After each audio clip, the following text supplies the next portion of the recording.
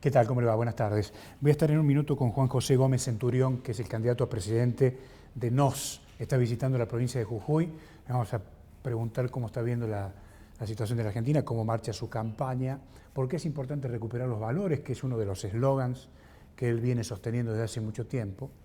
Se lo vamos a preguntar en un minuto nada más. Mientras tanto, me parece a mí que la democracia está en peligro por su ineficiencia para mostrar resultados. Antes la democracia estaba en peligro por otras razones. Ahora el tema de los resultados la ha transformado en un fenómeno opinable a la democracia. Y esto me parece a mí es un tema peligroso. Por ejemplo, para ocuparnos de temas locales, el famoso Plan Jujuy Asiste y Reactiva en este contexto de la Ley de Emergencia Alimentaria, me parece que es un ejemplo concreto, ha demandado más de 2.000 millones de pesos aportados por usted y hoy no puede mostrar resultados. ¿Se da cuenta? Vamos al punto. Se discute el tema del hambre, como le digo, en Jujuy, y el gobierno de Morales inyectó en el Ministerio de los Pobres, que es el Ministerio de Desarrollo Humano, 1.508 millones de pesos. No sé para qué. Si todavía pagan el plato de comida, ¿estamos discutiendo el hambre, sí o no? Bueno, el plato de comida lo pagan 6 pesos con 80 y acaban de inyectarle al Ministerio recursos por más de 1.500 millones de pesos. ¿Se da cuenta? Un disparate que no tiene ni pie ni cabeza. Por eso, digo, está cuestionado el plan, por más que el gobernador se empeñe en defenderlo. Y yo creo que aquí, vuelvo a insistir en el concepto, no es un problema de falta de recursos, es que no hay planificación. Es que no saben que no saben gobernar. Y esto lo digo todos los días. El gobierno de Evo Morales carece, creo, de herramientas de gobierno sofisticadas que le permitan procesar los grandes problemas cotidianos. Este es un déficit que tiene el gobierno de Evo Morales desde que inició su mandato. En esa agenda está la cuestión del hambre, naturalmente, y en consecuencia vemos un claro fracaso de gestión. No hay concepto de planificación. Si no se planifica, hay improvisación. Y esto es lo que estamos viendo en este tema y en muchos otros, o en casi todos, le diría. De manera que aquí opera una suerte de actitud pragmática que impacta como una epidemia y esto facilita la comisión de gruesos errores. Las gestiones fracasan no por el tenor de sus propuestas, sino por las herramientas que se aplican para ejecutar. Hay como una crisis muy severa de estilo en la gestión. Y esta crisis de estilo en la gestión del señor Morales ya está impactando en la capacidad del gobierno que carece de experticia. Usted le preguntará al otro qué es o qué significa experticia. Una suerte de combinación de la experiencia y la habilidad sobre una labor determinada. Esto es lo que le pasa al gobierno del señor Morales. De manera que para conducir en medio de un contexto tan severo por los problemas, por las complicaciones, tarde o temprano estos factores van a terminar complicando la gobernabilidad. Mire, el candidato del Partido Justicialista ha dicho, estamos preocupados por la deuda porque esto puede precipitar el fin de la administración de Evo Morales. Pasó desapercibido el concepto, pero no deja de ser grave. Entonces esto es una combinación, me parece a mí, de estos factores que acabo de compartir con ustedes, más el contexto nacional que es muy delicado. Veremos qué pasa con el transcurso de los días, de los hechos y de los acontecimientos. En un minuto vuelvo y hablo con el candidato Centurión que ya está aquí.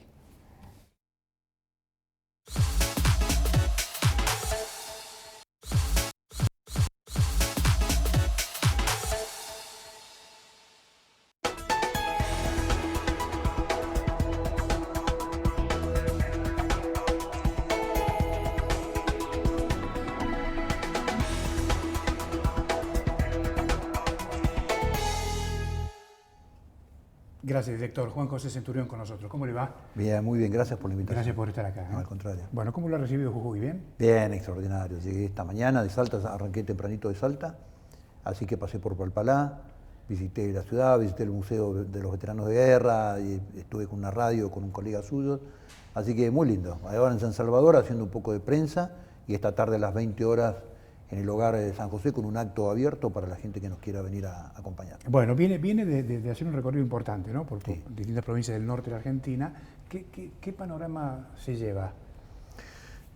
Bueno, yo me llevo en lo personal un panorama dentro de esta catástrofe que vive la Argentina, de esta catástrofe sistémica, digamos, ¿no? Porque no es una catástrofe de oportunidad, es un modelo de fracaso en fracaso desde hace décadas que no logra acertar y que no logra dar las respuestas a los problemas de la Argentina.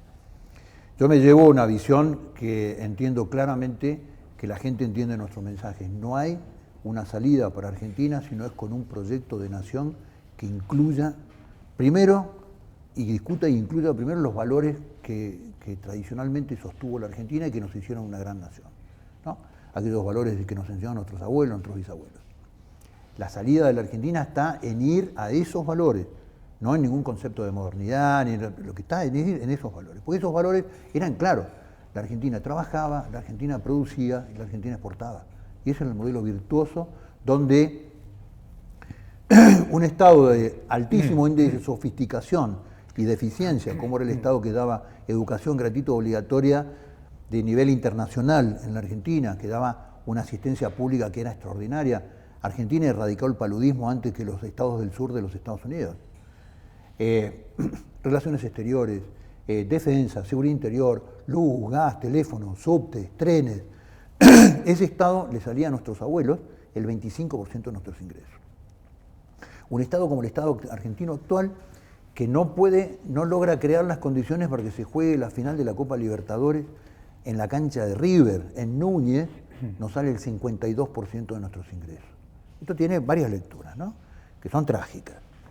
Uno es que hay un 27% de la decisión económica en la Argentina que ha salido de mano de los ciudadanos, como eran nuestros abuelos, que vendían cosas, compraban un tractor, compraban un auto, compraban un campo, compraban una chacra, invertían en la bolsa o le compraban una casa al hijo, y pasó a burócratas del Estado esa decisión económica. Esa es la primera lectura. Y la otra lectura es que la sociedad se achicó un 27%. Hoy la sociedad como agente económico es el 48% de la economía argentina. Entonces lo que digo es, este fenómeno nos tiene que dar una reflexión cuando analizamos los dos modelos pretendidos de la brecha en la propuesta política, ¿no? Hoy los que se dicen defensores del Estado y que confunden el Estado con la nación, pero los que se dicen defensores del Estado son aquellos que destruyeron el Estado, pararon los trenes, regalaron la flota fluvial, hundieron la flota comercial, regalaron los astilleros, regalaron YPF, regalaron aerolíneas, después la volvieron a comprar, ¿no? A las dos empresas, regalaron los servicios públicos, hicieron un acuerdo con una empresa francesa como la Leonardo Dussault para que administre el agua en la Argentina. Un disparate absoluto. Bueno, esos son los defensores del Estado. Desinvirtieron el Estado no tiene defensa, no tiene seguridad, no tiene investigación científica. Bueno, esos son teóricamente los defensores del Estado, los que destruyeron el Estado. Y los que defienden el mercado son hijos, sobrinos y nietos de contratistas del Estado, y son los que en 4 años no pudieron gestionar el gasto público y quebraron a las pymes, devaluaron un 60% el PIB de la Argentina. Entonces lo que digo es, ¿cuál es la diferencia? Cada vez mayor cantidad de planes, cada vez mayor cantidad de gasto público, cada vez menor capacidad de gestión en la eficiencia del Estado. Entonces lo que digo es, prometió una guerra contra el narcotráfico que nunca pudieron dar porque no la entienden. Entonces lo que digo es, ¿cuál es la diferencia en la brecha, la salida de la brecha? Ahora, frente a esos dos escenarios que usted está planteando, Juan José, ¿qué nos está pasando como sociedad?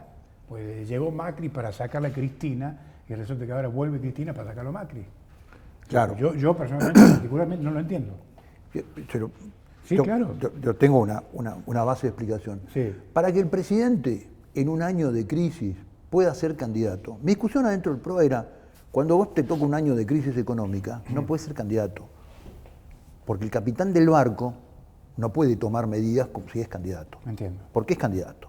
Entonces, por ejemplo, el control de cambio lo tendría que haber tomado en marzo, no después de las PASO, a ver cómo le iban las PASO. Entonces digo, para que el presidente pueda ser candidato en un año de emergencia económica, de crisis económica, necesitaba del otro lado para poder polarizar a Frankenstein, que era Cristina, y la puso del otro lado. Ahora, para que Cristina no vaya presa y pueda ser candidato, gestionó 2 años de impunidad en el Senado, con la teoría y con la doctrina Pichetto. Sí, sí. El autor de la impunidad de Cristina es Pichetto, y Pichetto terminó premiado como candidato a vicepresidente. Entonces, hoy, el desastre que estamos viendo lo explica una estrategia electoral de ambos bandos.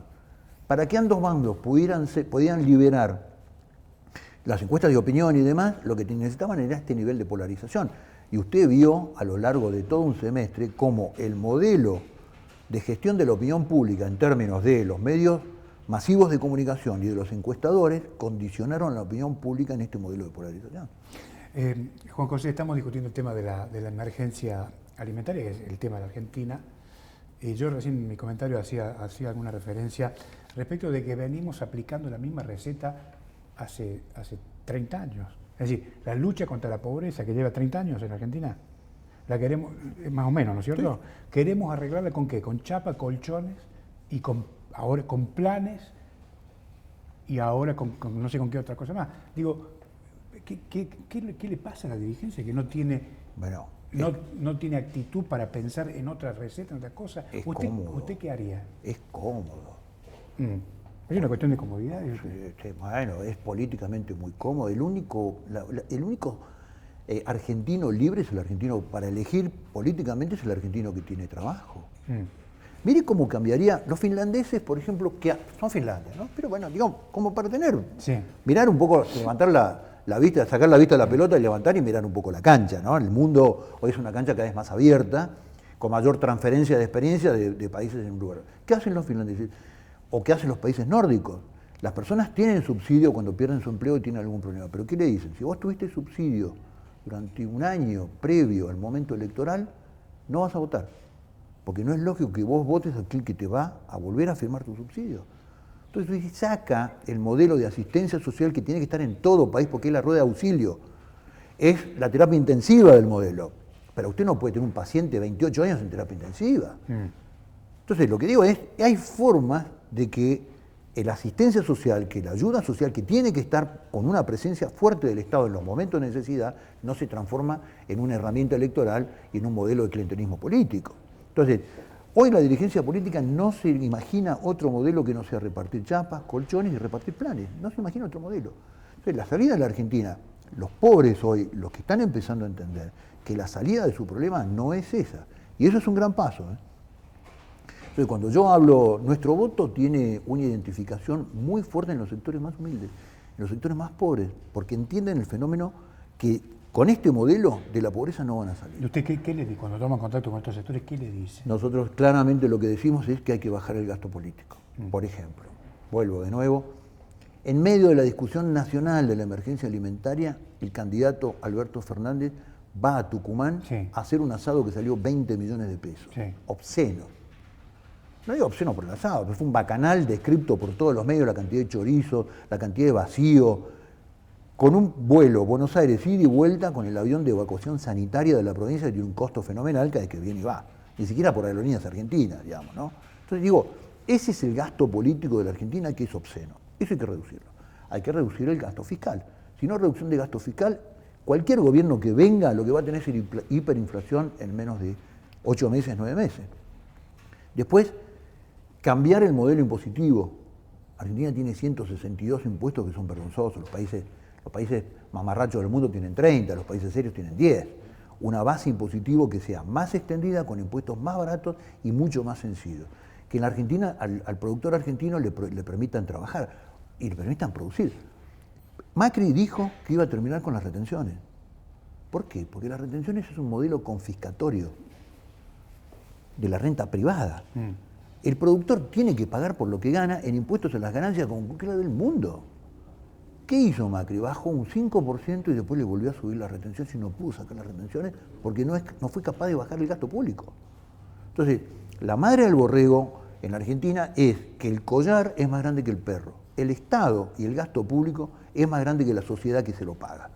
El perro cada vez es más chico, cada vez es más flaco y el collar es más grande. La ecuación es sencillísima. es la ecuación que pasa cada uno de nuestros hogares en las cuentas mensuales. Achicando impuestos, bajando impuestos, hay que reformar el sistema laboral. Las economías regionales, por ejemplo, tienen particularidades productivas que tienen que ver con regímenes distintos, con regímenes estacionales distintos. Entonces tiene que haber una adaptación del modelo laboral para cada una de las economías regionales y debe a lo mejor pautarse regionalmente. Ahora esto, ¿usted lo ha conversado con los dirigentes gremiales, por ejemplo? Sí, ¿Y? muchos lo entienden, muchos lo entienden. Claramente se dan cuenta que además están yendo por un modelo que cada vez tiene más empleo en negro. Entonces, esta ley laboral, con este modelo gremial, lo que está trayendo es cada vez más empleo en negro, que no tiene aportes gremiales. Entonces, digamos, todo el mundo se da cuenta que en este modelo pierde. Y lo tercero que necesita todo el modelo productivo es financiamiento. Hoy, la Argentina no tiene financiamiento porque el gran tomador de dinero es el Estado. Entonces, el Estado te pone la tasa al 84% mensual para tomar el dinero del sistema financiero y no hay crédito. Usted que ha sido funcionario del presidente, ¿qué le pasó a Macri? Yo creo que la ilusión de que la metodología puede ser gradual en determinados aspectos se comió la pasión por la transformación.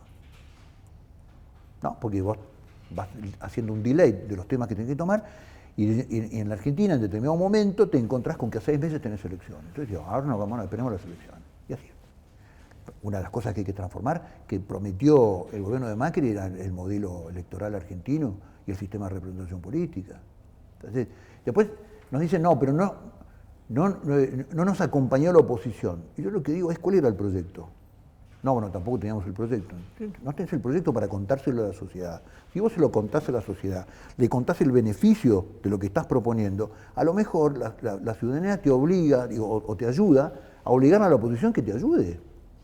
Ese es el modelo de los partidos en cualquier sistema del mundo, menos en la Argentina. ¿Qué le preocupa si ante un eventual gobierno de Joe Fernández se llega a concretar, vamos a esperar, hay una elección de por medio, ¿qué le preocupa? Me preocupa a Fernández o le preocupa a Cristina? No, me preocupa a Cristina. Me preocupa que Cristina sea candidata, me preocupa que una persona con 14 procesamientos sea candidata impunemente y que nadie se dé cuenta y que nadie lo diga en forma pública, digamos. Me parece escandaloso. Porque a mí Fernández me parece una persona racional, no estoy de acuerdo con él, la mitad de las cosas que dice, no hubiera hecho las cosas que él hizo, esa es harina de otro costal. Pero digo, me parece que como candidato es un muy buen candidato. Ahora, lo que preocupa es que Cristina lo haya denominado candidato a presidente. Y me preocupa Cristina y el entorno de Cristina en función a los procesamientos y en función a 12 años de gobierno. Entonces, ahora el pobre Fernández trata de explicar que va a bajar los aportes patronales. ¿No? Entonces, la pregunta es, ¿por qué no lo hicieron en 12 años? ¿Por qué nos trajeron hasta acá? ¿Qué había que demostrar? Entonces, lo que digo es, ahora todo el mundo va a decir lo que no pudo hacer antes. A mí me cuesta creer. ¿Usted piensa, si eventualmente es elegido presidente, llamar a un gobierno de unidad nacional, convocar a un pacto económico-social?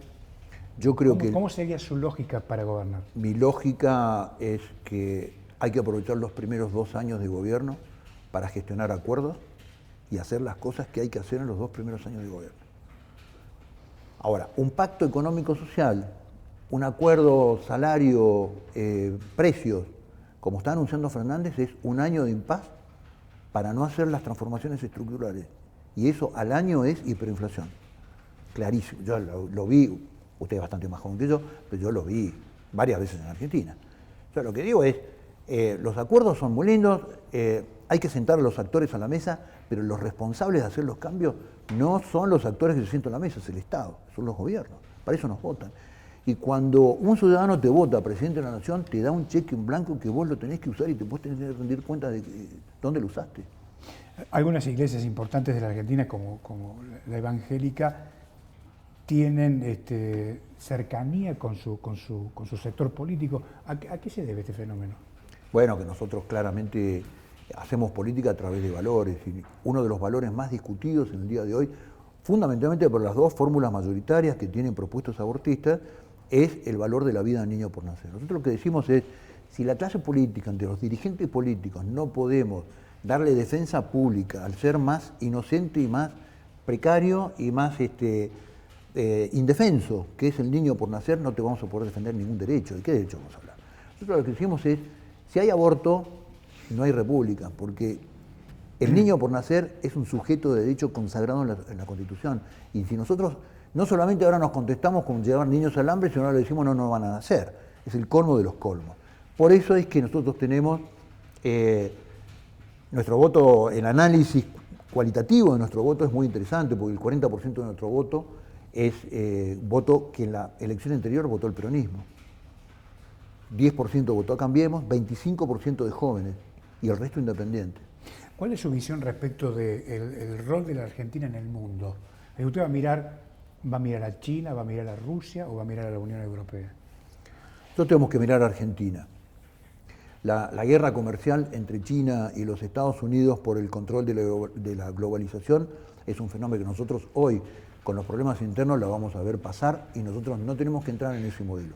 China es un problema para el mundo, porque con su potencial financiero, con su potencial económico, va a liderar la globalización. Y esto no sería grave en sí mismo, excepto que los valores de China, que nadie lo dice, los valores que sustenta China internacionalmente es el totalitarismo político y la disciplina social.